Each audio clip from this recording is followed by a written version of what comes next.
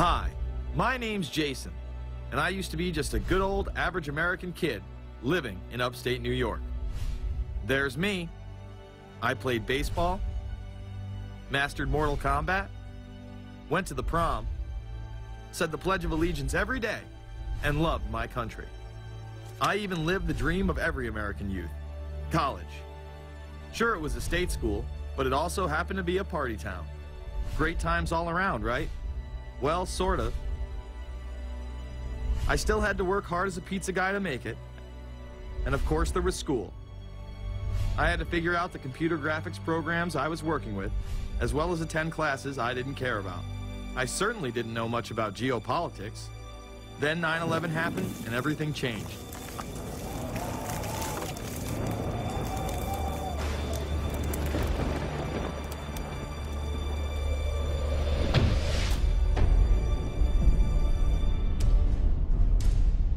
I was pissed. How dare the Muslim extremists massacre all those people? But was it all true? Prior to the invasion of Iraq, something didn't seem right. I then did a startling thing. I actually took a look at what happened that terrible September day. What I found horrified and angered me to such an extent that I took action. We were lied to, and lied to big time. Before I knew it, I went from a normal college student to the political guy at the party to one of the guys that brought you the first internet blockbuster, Loose Change. The film would not only change my life, but countless others as well. If you've ever seen Loose Change, the documentary about September 11th, conspiracy theorist documentary, it is riveting. Oh, like, yeah. you watch it, and by the end, not even the end, 10 minutes in, you're like... You got your car packed, your head... You're just like, oh my God, it's all true. So every place, there's questions coming from this documentary. And you don't have to believe everything in the documentary to still have questions come up.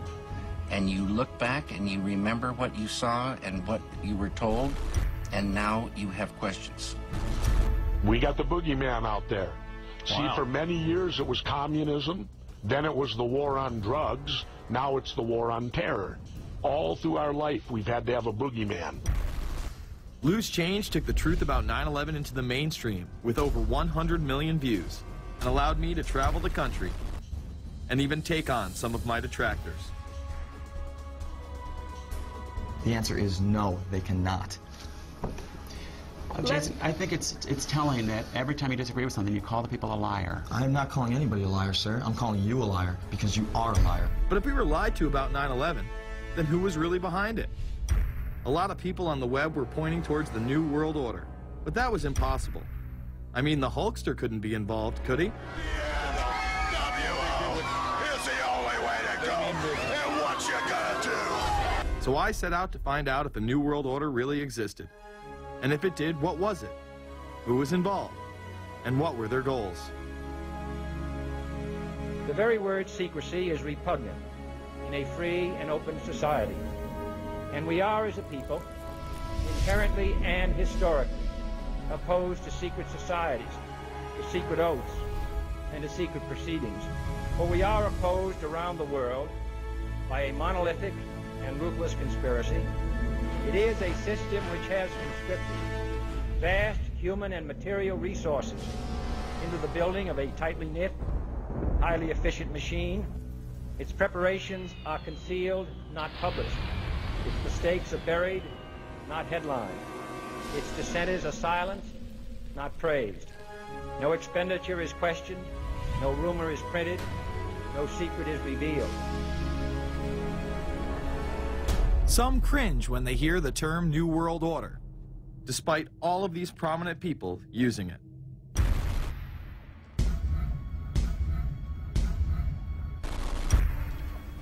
The world that maybe some people dreamt of at that conference back in Bournemouth, when it looked as if maybe history would end, that liberal democracy would triumph, that free market economics would slowly progress, and we'd have a new world order.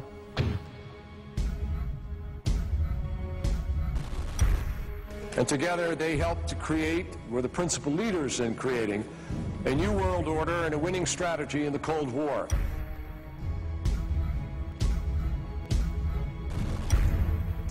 part of a new world order.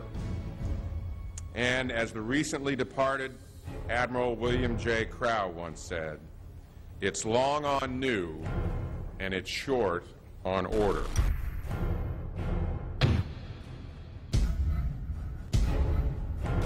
Walter Isaacson wrote a wonderful book about some of the wise men who helped shape the New World Order following the Second World War.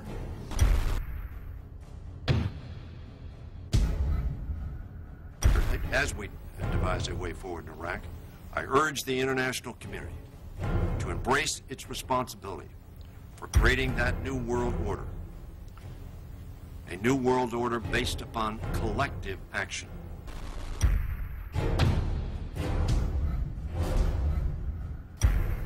The transatlantic partnership was never just the foundation of our security. It was the foundation of our way of life. It was forged in experience of the most bitter and anguished kind.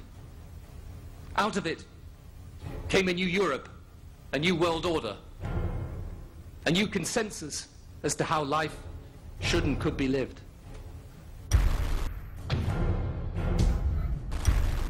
And just like that, it was gone. It was a new world order. That's what President George H. Bush said. Harvard historian Francis Fukuyama pronounced the end of history. In fact, when it is used, that person is often dismissed out of hand because of the perception that it is nothing more than a conspiracy theory. Actually, the idea of global governance and a one world order has been around for centuries, and the term New World Order has been used frequently in recent history. The New World Order means different things to different people, but to those who expect to be in control of it, it means the same thing. It means all the world under their control. They believe that somebody must rule. After all, people are too darn dumb to know how to rule themselves. They figured that that's their role.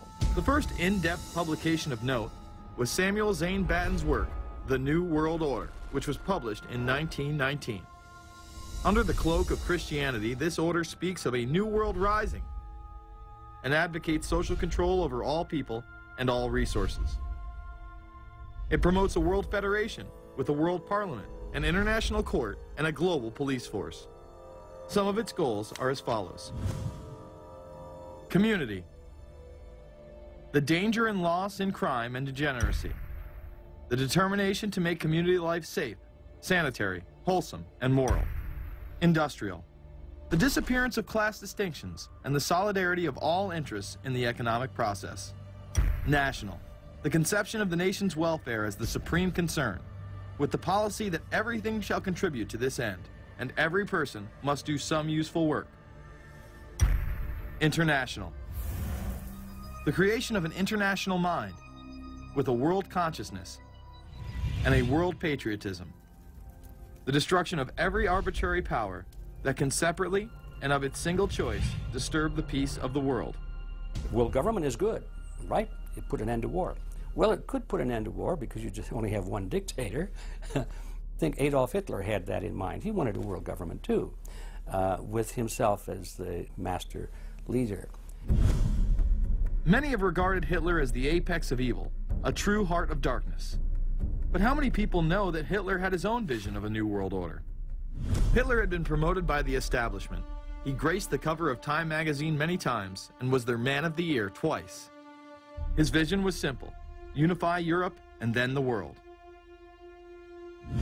The only real difference was that his order was racially motivated, instead of being based solely on religion. He even wrote a lesser-known follow-up to Mein Kampf in 1928 that many have dubbed My Order, or New World Order. President Roosevelt would condemn this order prior to World War II. Nazi forces openly seek to establish systems of government based on the regimentation of all human beings by a handful of individual rulers who seize power by force. Yes, these men and their hypnotized followers call this a new order. It is not new, and it is not order. The idea of globalization was so prominent in Nazi ideology that the 1936 Berlin Games would be the first time that the Olympic rings would be displayed prominently and promoted in order to glorify the Third Reich. This symbol represents the 5 major regions of the world: Africa, America, Asia, Europe, and Oceania, interlocking and coming together as one. This one world philosophy still defines the Olympic Games today. Australia, hello and welcome. One world, one dream. Hitler's methods of youth corps, concentration camps, eugenics, and military aggression were so visible to the rest of the world, he eventually failed. However, his vision of a new world order lived on. Author H.G. Wells, the man behind The Time Machine and War of the Worlds, would write about a planned world state in which there must be a common faith and law for mankind. In 1939, he would publish a full book on the matter called The New World Order. Wells again has a similar vision, stating that national individualism has to go and that sovereign states must end. He then goes on to write, in the great struggle to evoke westernized world socialism, contemporary governments may vanish.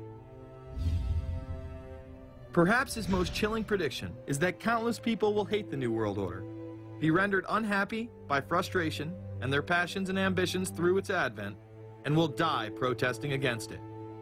Many of them quite gallant and graceful-looking people.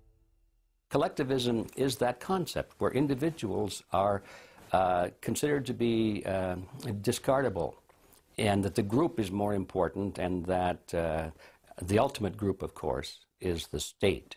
And so it boils down eventually to the fact that the state is the all-important unit of society, and citizens exist only to serve the state. Other men of prominence would also promote a New World Order during the 1960s, including industrialist and former New York Governor Nelson Rockefeller. These are some of the reasons pressing us to lead vigorously towards the true building of a New World Order. Rockefeller would also become vice president under Gerald Ford.